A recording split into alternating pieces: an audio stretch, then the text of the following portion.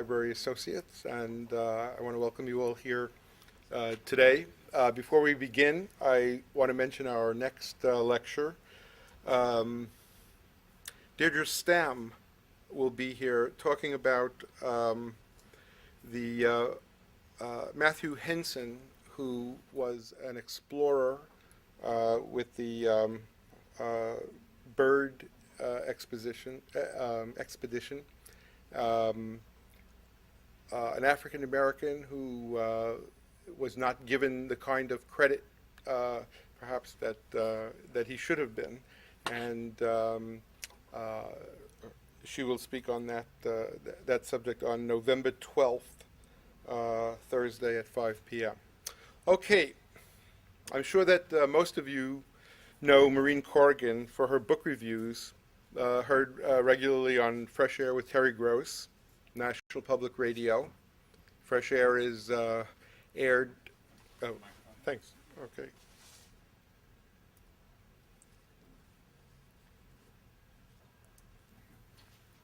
Okay, that's better.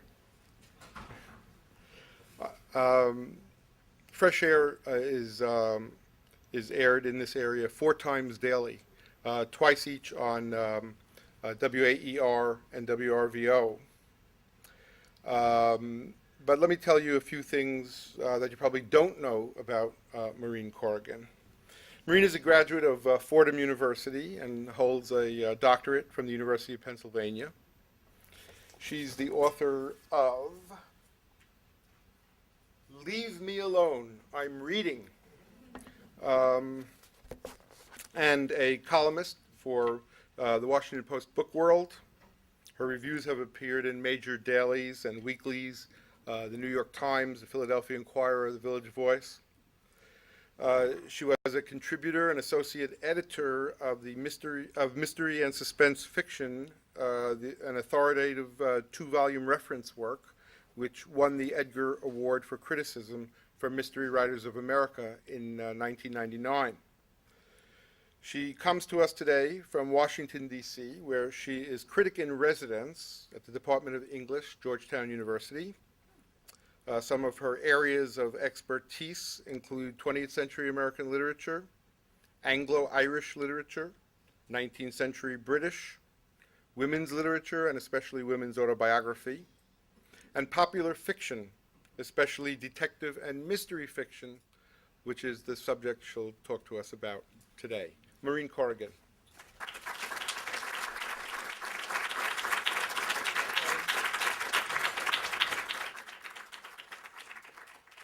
Thank you very much. Can you hear me? I can't tell with this mic. No, thank you. All right. Testing, testing. No, I didn't. I don't know what to do. Yes, that was better. Yes. I think I have to talk into this. We'll just need to move it up. Okay. There you go. Thank It's a very short pickup range. You'd think I'd know how to deal with microphones at this point in my career, but I don't. Thank you. I'm really happy to be here at Syracuse, and I really want to thank Will Lemoyne especially for a lovely hour in your library where I got to look through some of the library's collections of pulp magazine covers, as well as some of Edgar Allan Poe's early volumes. You've got a terrific collection, and it isn't very often that I get to spend, a nice hour to myself looking through all of these great rare books. It was really lovely. Thank you.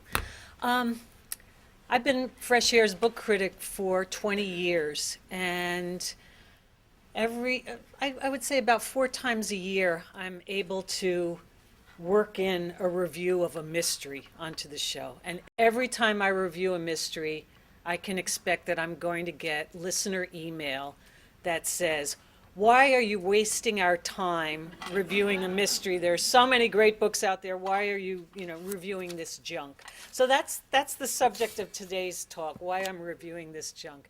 Why I think it's worthwhile. The mystery of why mysteries intrigue so many of us. Not just as recreational reading, not just because they have strong narrative plot lines, which a lot of contemporary works of fiction don't, not just because they have series characters who we've become attached to, but what else? What are some of the deeper pleasures of mystery and suspense fiction? One of the things that really intrigues me about detective fiction in particular is its subject.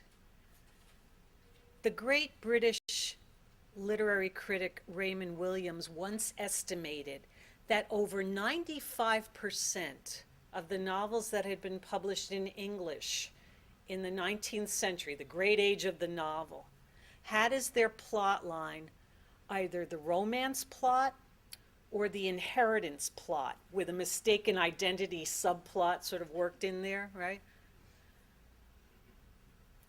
That's not what mysteries are about. And one of the things that excites me still about mysteries is that I think that they introduced a new subject into literature with a capital L. Edgar Allan Poe, the father of detective fiction, called his early mystery stories tales of ratiocination. Ratiocination, it's a great word. What is it? Tales about thinking, about figuring things out. And if you think about it, if we all think about it, that's what's at the center of these stories. Edgar Allan Poe's detective, Auguste Dupin, is one of those armchair detectives. He sits in his great mansion in the city, and I'll come back to the city in a moment, and thinks about the crime at hand and solves it in his head before he ever goes to the scene of the crime. 1841, Murders in the Rue Morgue, Poe's first tale of ratiocination, and he coined that term to distinguish these stories from his tales of terror. Dupin hears about a murder. 2 women have been murdered in an apartment building in Paris. He thinks about the crime and then goes to the apartment really just as confirmation of his theories about the crime, which turn out to be right.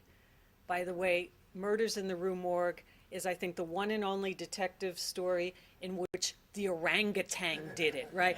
And I tell you that because my argument today is it's not about the murder, it's not about mayhem.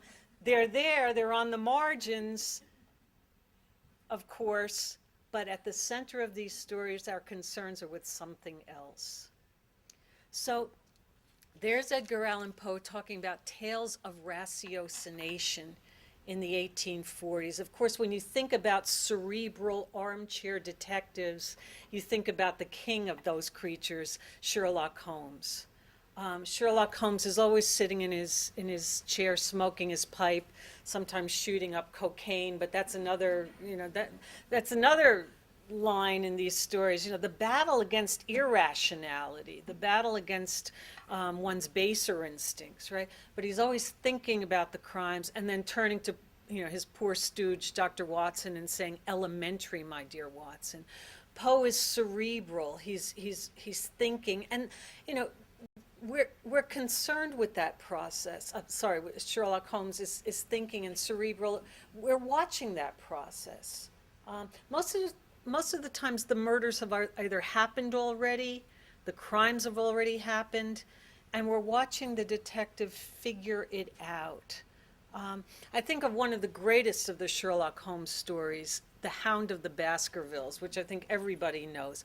1903, fascinating publishing history, because if you know your Sherlock Holmes canon, you know that Sherlock Holmes has already died. He's gone over the Reichenbach Falls in that epic battle with his nemesis, Professor Moriarty.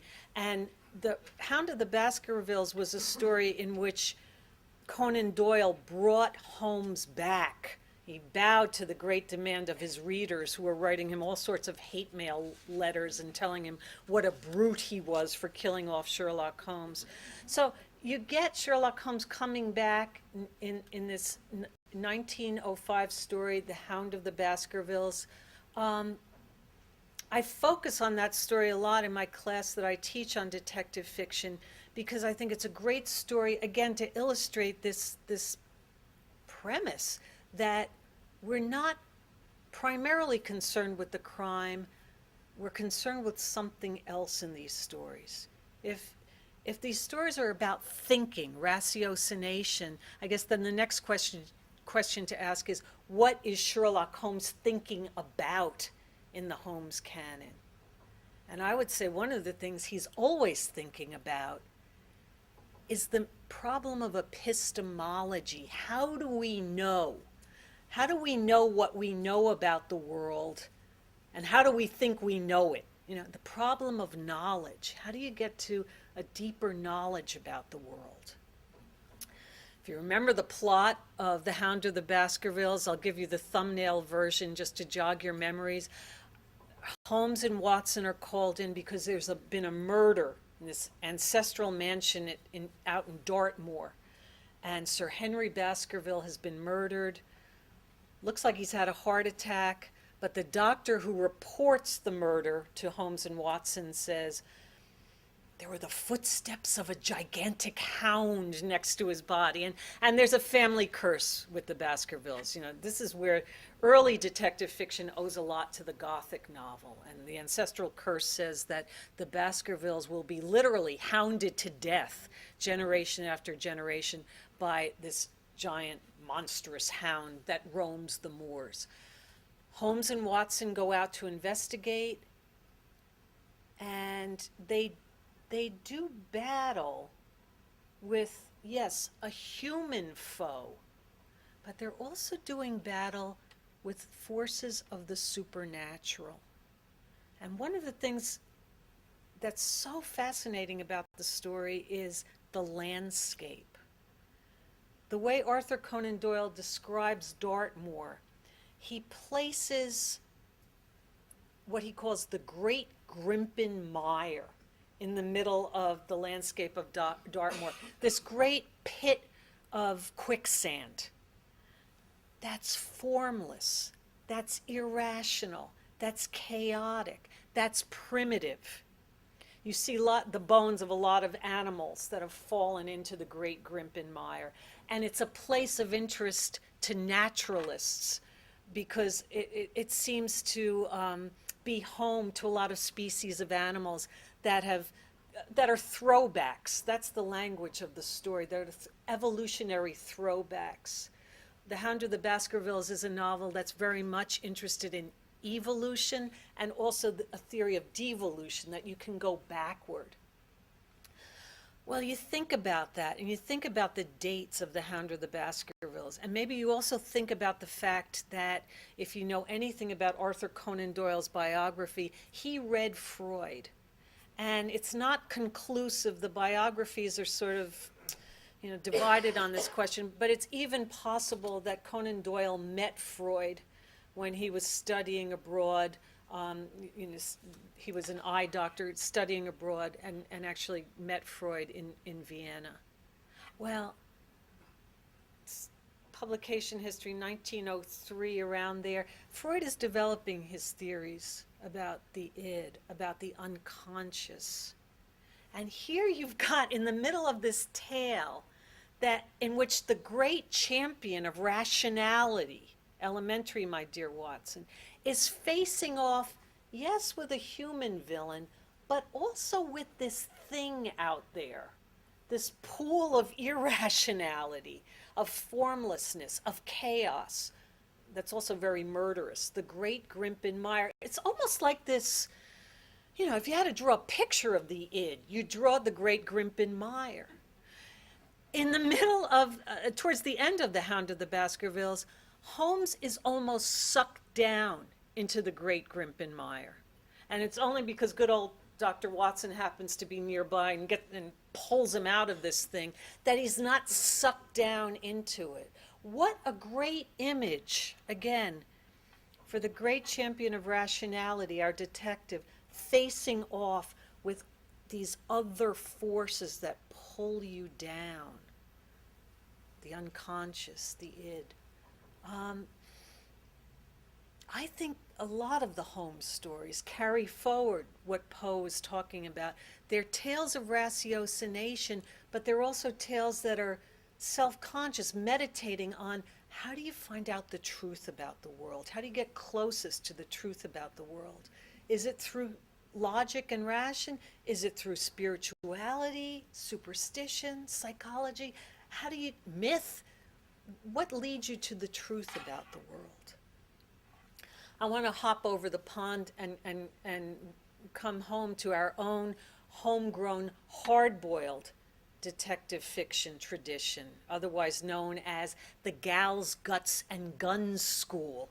Or, again, our father of detective fiction, as Edgar Allan Poe called his stories, also tales of urban shock. You know, the American tradition, the tough guy tradition, birthed in the pulp magazines, some of which I was looking at today, Dashiell Hammett, Raymond Chandler, carried forward by Mickey Spillane and all the rest of these tough guys. Those stories are set in cities, not out there in Dartmoor, but squarely in the city, tales of urban shock. I first fell in love with the hard-boiled tradition when I was in graduate school, and I was trying to avoid finishing my dissertation because I was so bored by them. My dissertation was on 19th century British social critics like John Ruskin and Thomas Carlyle and William Morris, all of these gloom and doom guys who were looking at England in the throes of the Industrial Revolution, and they were talking about the condition of England question, the social problems that were plaguing England at the time. And they're wonderful writers, and they're fabulous sages who really talk about the problems of modernity, but I was tired. So, and if you've ever read, what is it, the 25 volumes of John Ruskin's Modern Painters, you would know why. I was tired. Someone had given me, I don't remember who, someone had given me a copy of Dashiell Hammett's great novel, Red Harvest. And Red Harvest, it interested me just from the back cover because it said something about labor unions. And my dad had been a shop steward in his steamfitters local, and there I was at the University of Pennsylvania feeling very alienated in many ways, but also very alienated because of coming from a blue-collar background, and Penn at that time had very strange traditions in the English department, like the weekly sherry hour, and I didn't know where I had wound up. So I wanted to read this novel about a guy who spoke out of the side of his mouth, and a guy who was, and that was partly concerned with unions and union busting and all of that. And I began to read Red Harvest and fell in love. Of course, I fell in love with Dashiell Hammett because he was handsome and faithless and, a tough guy himself, right? But I fell in love with the voice of the Continental Op.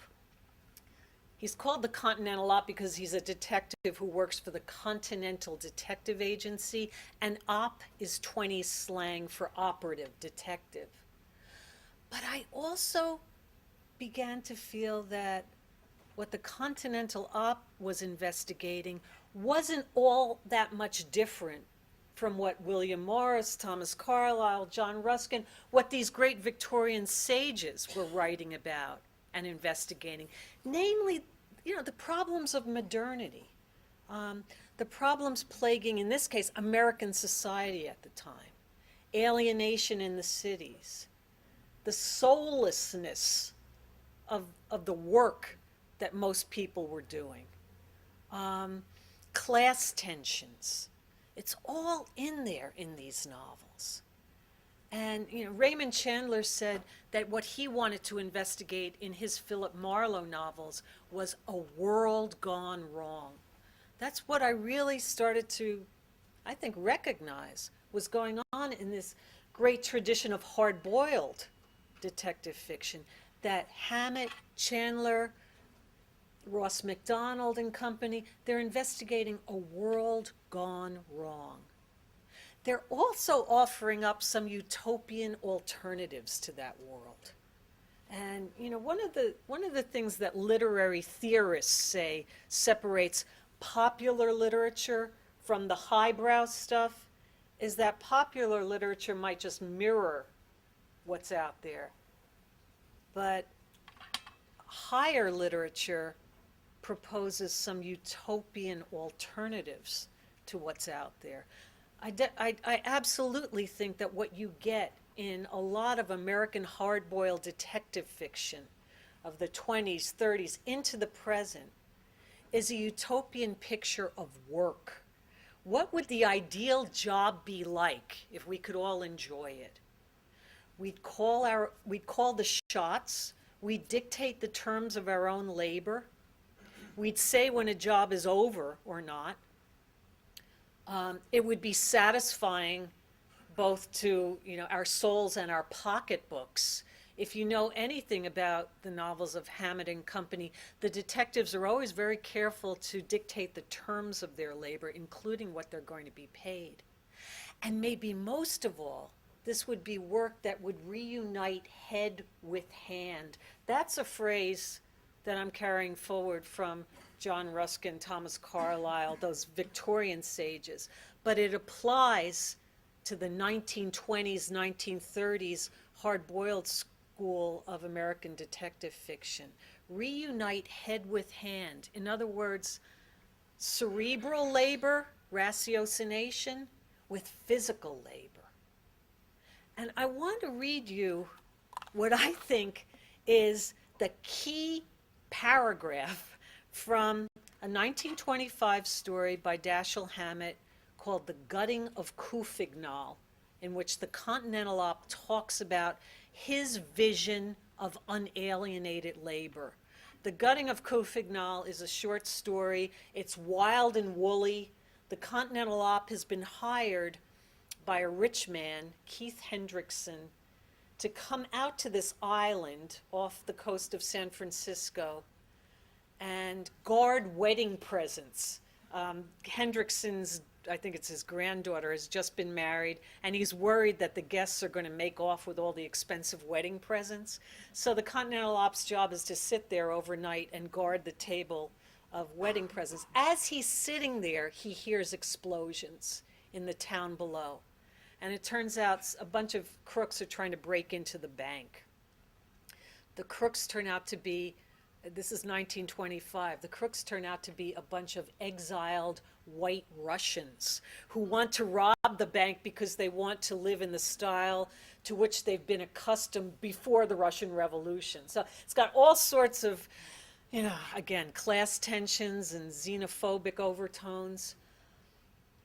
As the op is solving the mystery, he's tempted by one of these white Russians, Princess Zhukovsky, to let her go, and she's offering her body to the Continental Op, that scene that you get in all the hard-boiled mysteries.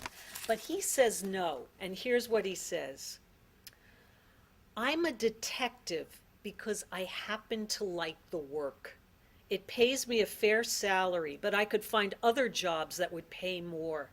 Even $100 more a month would be $1,200 a year, say $25,000 or $30,000 in the years between now and my 60th birthday.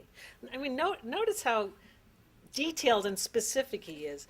Now, I pass up about $25,000 or $30,000 of honest gain because I like being a detective, like the work.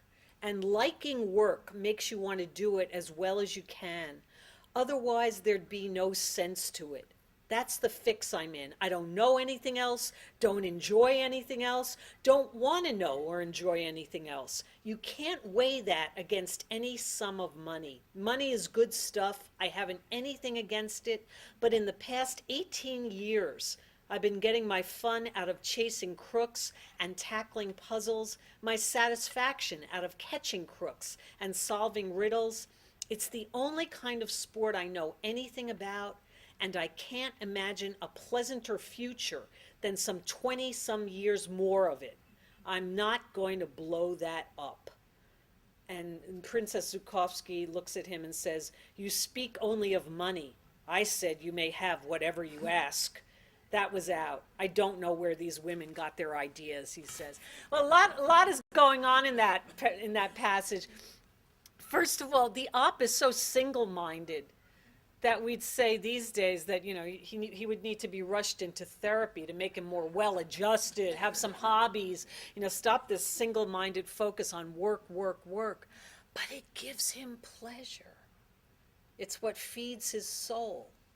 He's not, and this distinguishes the Americans from the Brits, the armchair detectives. He's not just doing the job for pleasure. It's work that he needs. These guys are always working class. And there always are class tensions in these stories between the wealthy clients and the blue-collar detectives who are hired to solve the crimes, the wage laborers. But it's not just about the money. It's about that ideal vision of work, that utopian vision of work. If you could call the shots and find work that was satisfying and also had a larger social good. Another example, Raymond Chandler's classic, his first Philip Marlowe novel, 1939, The Big Sleep. I love Raymond Chandler. He's the patron saint of all of us who are late bloomers. He didn't start writing. The Big Sleep was published when Chandler was almost 50. He started his writing career very late, but it was worth the wait. Well, again, I'm not ruining it for you, but in The Big Sleep, Philip Marlowe is hired by a wealthy man, General Sternwood, to figure out who's blackmailing his younger daughter, Carmen, who's, well, I won't even go into Carmen. She's she's trouble. He does it. He finds out who's blackmailing Carmen, and I borrowed this from your library collection today. Here we are. He's solved the case. You see that? Halfway through the novel is over. He's been paid off by General Sternwood. And I'll just read to you what Marlowe says. He says, notes that he got the check from General Sternwood. The bad guys have been rounded up and either disposed of or sent away. He says, that left me. I had concealed a murder and suppressed evidence for 24 hours, but I was still at large and had a $500 check coming. The smart thing for me to do was to take another drink and forget the whole mess. That ends that paragraph. Next paragraph. That being the obviously smart thing to do, I called Eddie Mars and told him I was coming down to Las Olindas that evening to talk to him. That was how smart I was. What is he saying there? There's something else about the case that's bothering him. Some larger questions that have been left unsolved. Nobody is paying him to solve those questions. He's doing it on his own. This great vision of autonomous labor. Again, if you could call the shots, if you could decide when a job is over. It's part of what these great writers in the American tradition are working out here. At a time when a lot of people are mulling over the question of what makes for satisfying work in the industrial age. So you get that. Final example of this vision of utopian labor that you get in these detective fiction stories. When it came time to make a movie of The Big Sleep, the great Howard Hawks movie with Lauren Bacall and Humphrey Bogart in the lead roles, and we won't go, well, never mind about Lauren Bacall and what happens to her character, but Humphrey Bogart as Philip Marlowe, right? Howard Hawks is looking over the book, and he's looking over the script, and some of you probably know, I know some of you know this famous story, and he sends a telegram to Raymond Chandler, and the telegram reads, who killed Owen Taylor, who's the chauffeur to the Sternwood family in the novel, and he's dead early on in the novel. He's drowned. According to all the accounts I've read, Chandler thinks about it. He goes back to his own novel. He rereads those parts. And he sends a telegram back to Howard Hawks. I don't know. What further proof do you need? These stories are not primarily about the crimes at hand. They're about other things. The the crimes lead us into the stories, and they kick the narrative into gear. But they're also kind of like the purloined letter in Poe's famous story of the same name, right? We sort of miss what's right at the center of these stories as the crimes and the murder and mayhem are leading us in and then remaining at the margin. But at the center, I think you're getting larger issues about the nature of good and evil, the mystery of evil, the mystery of theodicy. Why does God allow evil to happen? This question of epistemology, how do we know? Social criticism, visions of utopian visions of work. Also, a lot of social criticisms about life in the cities at this time. The Big Sleep is riddled with paragraphs in which you get people saying, I didn't see anything, or shutting their apartment doors when a murder has taken place, because that's what life is like. It's fragmented, it's alienated in the world of the city at this time. Well, Poe anticipated that, to go back to Murders in the Rue Morgue. In in the Rue Morgue, every apartment in the apartment building where the two women have been murdered in Paris, every apartment seems to be inhabited by someone who speaks a different language. The cities are alienating places, tales of urban shock. That's why so many of the great mysteries are set in cities. I've been thinking about mysteries for, I don't know, I guess at least 25 years. I read them constantly. I still feel like I haven't plumbed all the narrative threads and all the concerns that mystery novels contain. I think in the post-60s mysteries, I think you also start to get another subject entering in, and that's the whole subject of family. These earlier guys from the 20s and 30s and 40s, Mickey Spillane, Philip Marlowe, Dashiell Hammett, Sam Spade, and the Continental Op, they're loners. They might even qualify as psychopaths. I mean, they're loners. They don't have connections. They don't have family connections. And in fact, in The Big Sleep, Philip Marlowe famously says of the Sternwood sisters, they're a screwy family. That could be the epitaph for the hard-boiled detective's attitude toward family in general. After the 1960s, something starts to happen. You get it in the novels of Robert B. Parker, the Spencer novels. You get it in almost every one of the best-selling American and British detective fiction writers who I can think of. This idea of assembling an alternative family.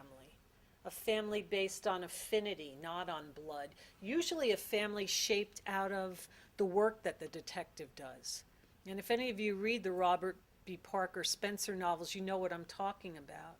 By now, I think he's written about, 28, 29 of them. And if you had to have Thanksgiving at Spencer's house, you'd have to have extra leaves on the table. He's not related to any of these people by blood, but they're part of his family. I think a lot of the post-60s hard-boiled detective fiction novels are investigating this notion of family.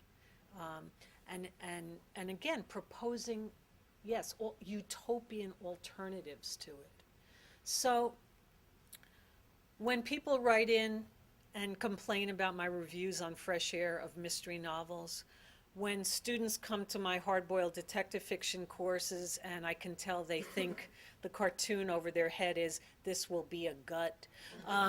When I read reviews by other mystery reviewers and they use that awful phrase that just is like nails on a blackboard to me, this mystery is good because it transcends the genre.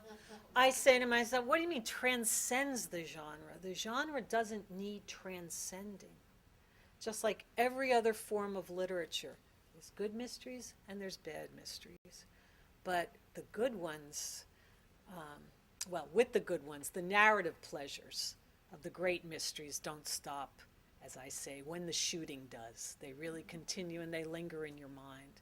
So those are the highlights of my argument, and I would love to hear what people are reading. I'd love to hear if you disagree with me. I'd love to hear what you think are some of the great mysteries of the last 80 years or so. Yeah. Oh, I think we have a microphone so that everybody can hear. Where's the microphone? Oh, okay. Oh, okay. You want to do the If I can work it. Oprah roll here? There's a car under everybody's Right. I think you have to, this is sad. Okay. It's not on mute. Oh, you're right. There. Okay. You were right. Is this working? Yes. Okay, who wants to I've recently gotten hooked into the Donna Leone, Yeah, Guido yeah, Brunetti yeah, mysteries, yeah, yeah. which to me, in some ways, he seems like the American detective I know, but not in lots of ways. He's also a little more, what would you say, well-grounded. He likes to cook, and he's married. I mean, he's got he's connections. He's not just, he's not just in that one-room dive that Philip Marlowe lived in, saying, keeping the world at bay. Yeah, I like them a lot for the atmosphere too. Yeah. Have you? I'd really like to hear you talk about some women. There's so many. So many, yeah, James, yeah. Nevada Bar, Paretsky, and Yeah. Crafton, and I don't know if you can talk about some of your favorites. That Yeah. would be interesting. Well, you've named some of my favorites. I just read and reviewed the latest Sarah Paretsky novel, A Hardball, which I thought was fabulous. And she's such a great case of someone who's, trying for more, as Raymond Chandler did with the mystery form. I mean, in interviews, Paretsky has talked about the fact that she wanted specifically to write hard-boiled American mysteries out of a feminist consciousness, because she was tired of all the misogyny that also runs through these books. I mean, that's another whole subject. You certainly can't claim that at least the pre-60s American tradition is politically correct. It's not. There's a lot of sexism, racism. I mean, just go down the list. It's all there. But I think one of the wonderful things that Paretsky is doing with her character, V.I. Warshawski, who has that, as many of them do, that kind of androgynous name, is that she's having her character age. And in this latest one, she's having her character reflect on, I think, the gains and the losses of the second women's movement. There's a younger character, and I'm just talking a little bit about it, so I'm not giving the plot away. But there's a younger character who's a cousin to V.I. Warshawski, Paretsky's detective. And the cousin is tall and blonde and entitled, and she's grown up with wealth, and the world is her oyster. And she doesn't see the need for feminism. And you get this great tension between the Warshawski character, who's been knocked around by life and who's a veteran of the second women's movement, and this younger character. So I think, Paretsky is sometimes criticized for being almost too socially conscious in her novels, but I'm not one of those critics. But she's fabulous. Who else? I love Liza Cody, British writer who has an older series with Eva Wiley, who is a female wrestler. It's not cute. It's tough. It's a lot of fun. Oh God, let me think. I love Lisa Scottolini. She makes me laugh, and she also, I think, has a feminist edge in her novels set in Philadelphia, mostly about an all women's law firm. So they're terrific as well.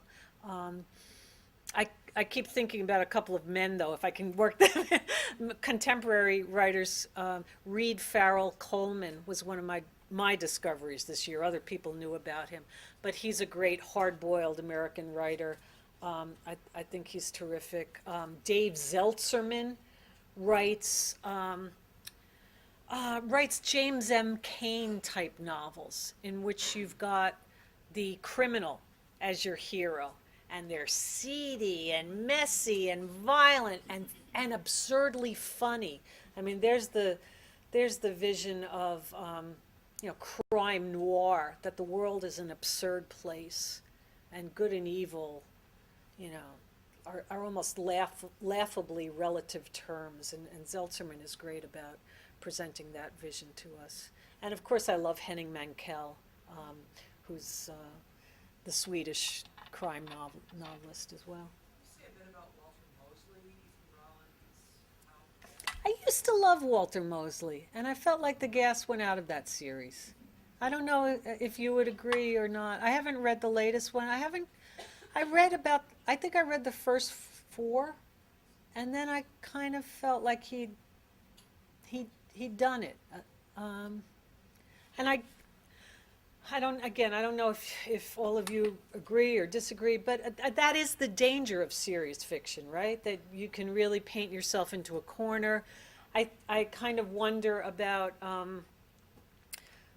Sue Grafton's Kinsey Milhone. Once she started on that alphabet series, she sort of condemned herself to make it all the way to Z, and I'm not sure that she has it in her anymore. I don't know, just even the love of doing it to pull off the series. So,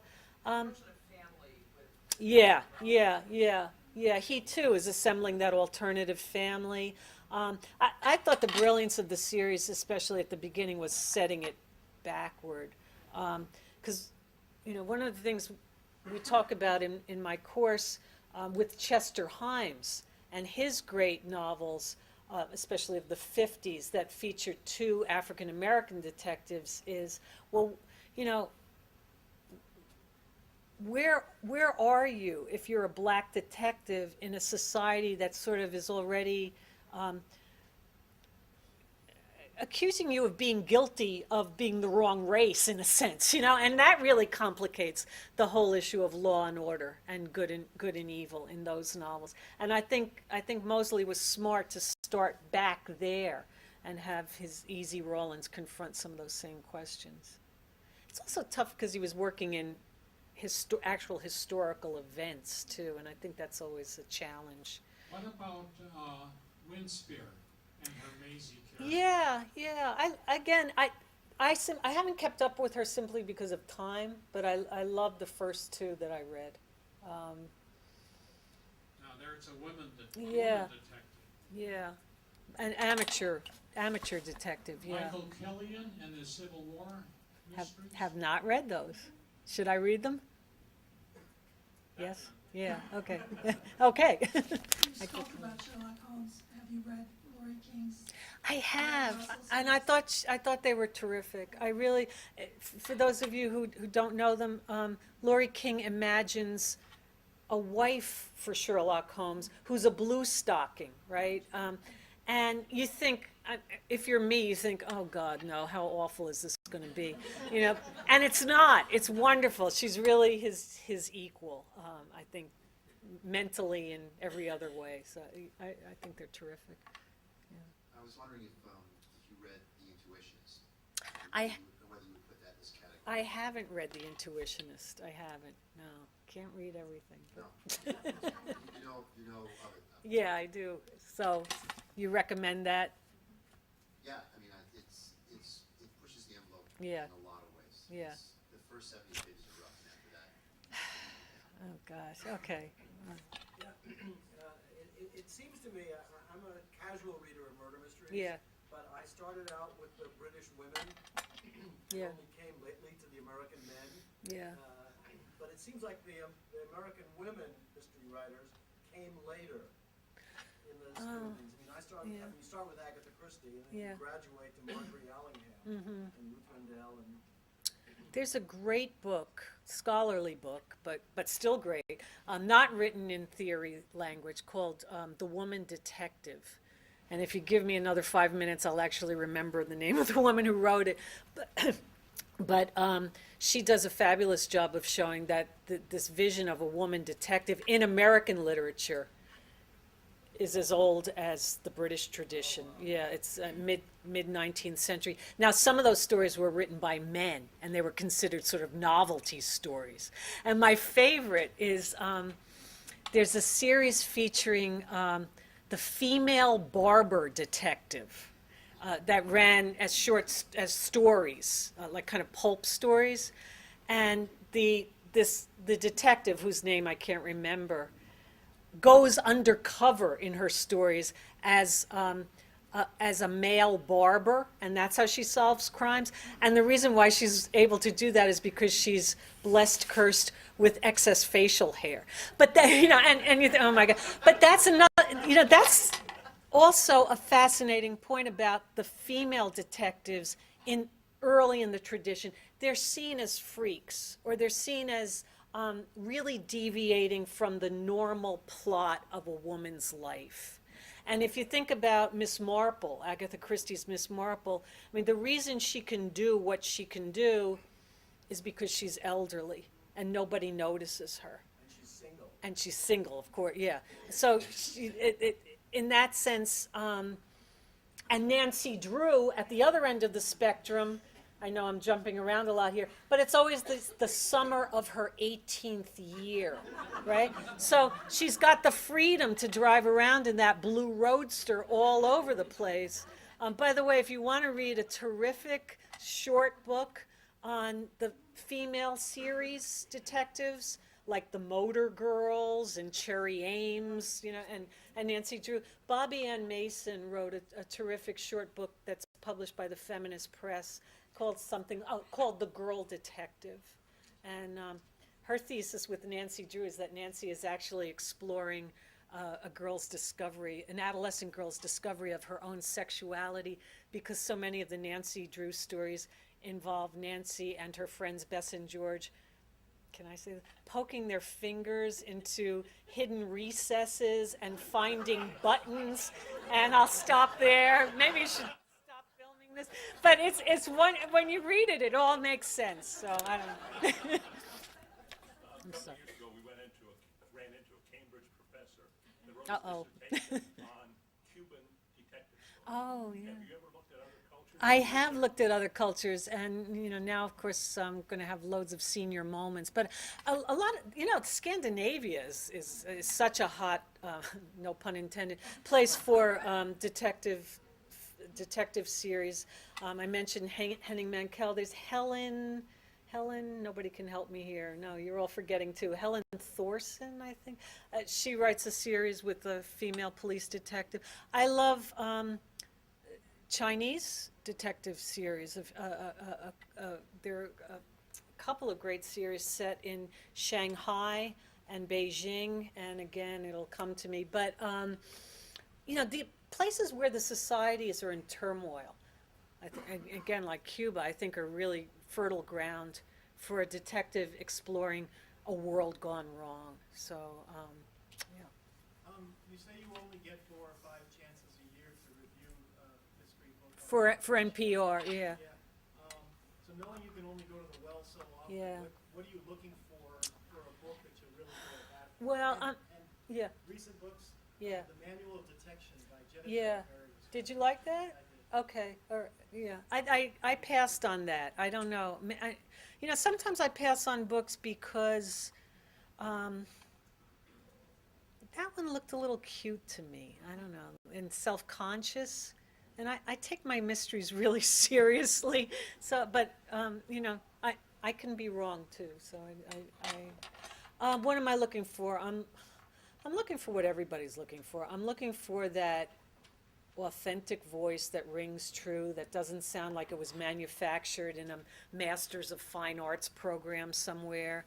I'm looking for somebody, the writer, to take me either to places I've never been to before, and I don't just mean geographically, but emotionally, morally, or else to show me places I've been, but to make them new for me. That's why I loved Reed Farrell Coleman. I mean, he's got a police detective in New York. I mean, how many of those have we had?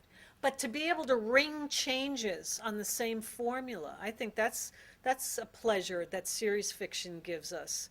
When you find somebody who's using the same formula and yet skews it a bit. Or else, with a familiar writer like Sarah Paretsky, I'm looking for a mystery that really seems to be reaching for more, of course, than just telling a story about a particular crime really well.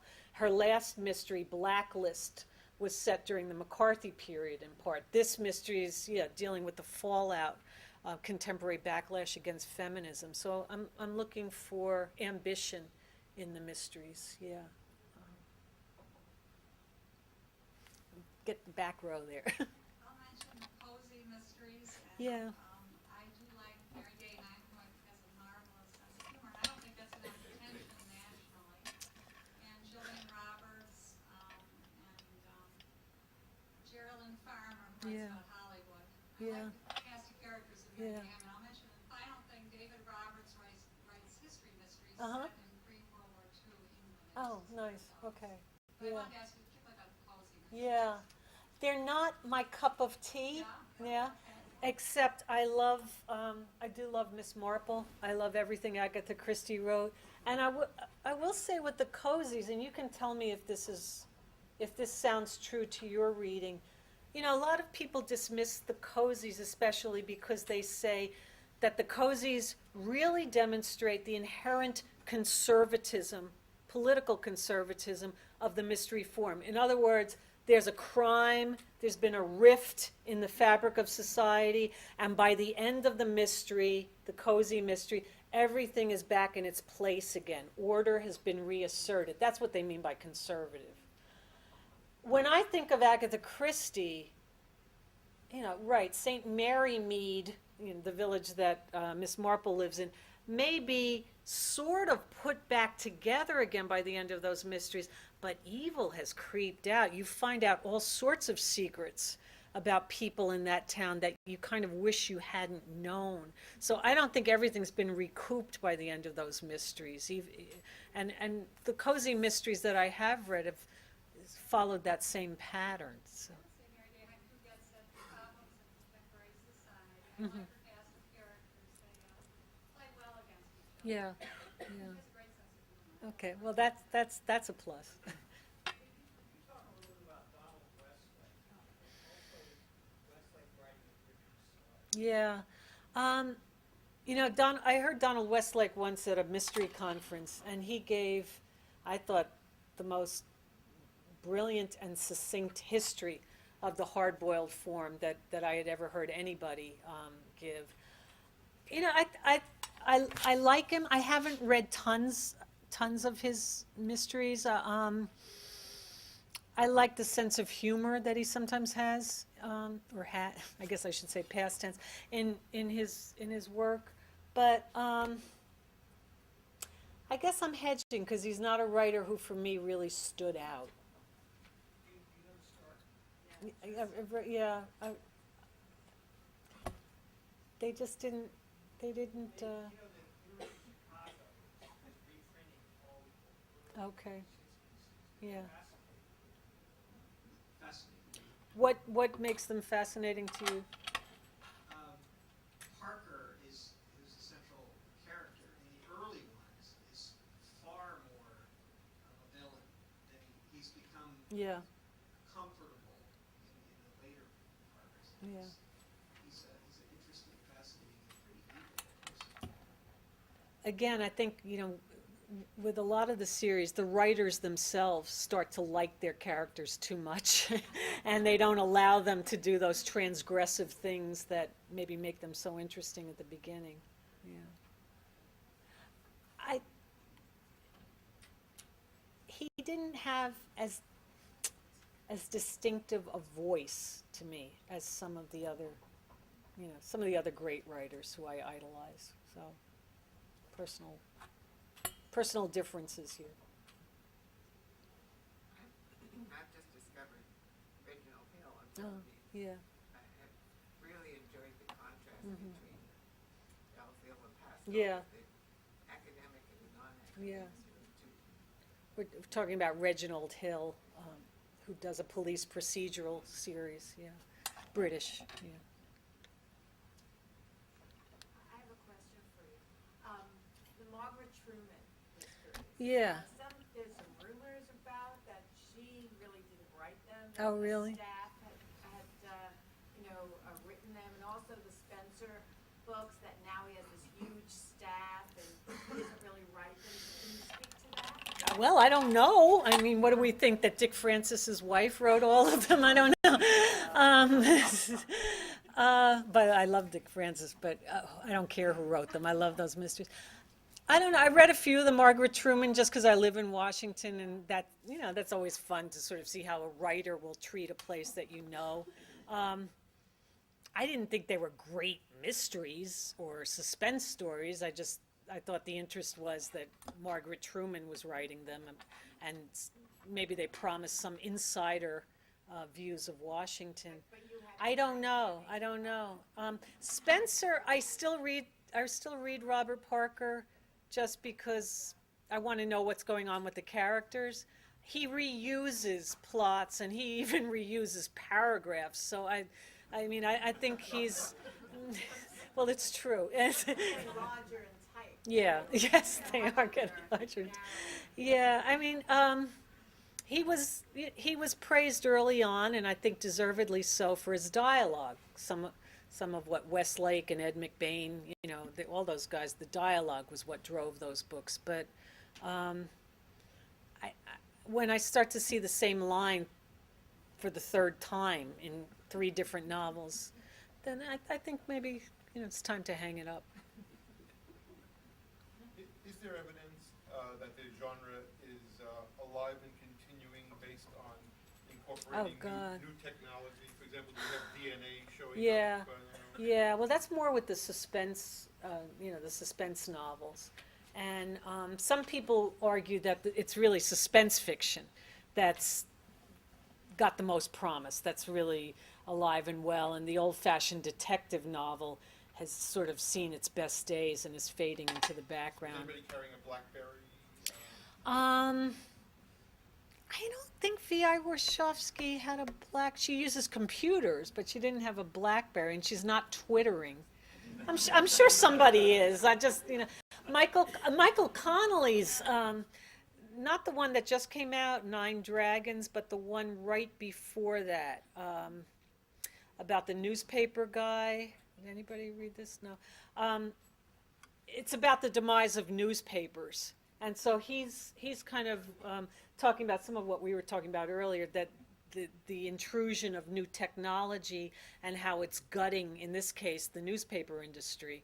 You know, everything's online. So that, as you've got the serial killer running around wreaking havoc in that novel, you've also got this ode to the death of newspapers. The reason I ask is because I think some people would say that the CSI lab tech Yeah, is yeah. the detective. Right. You make me think of, God, it's terrible not to have a brain anymore. That, the woman who has the medical examiner as her, what? Patricia Cornwell, right.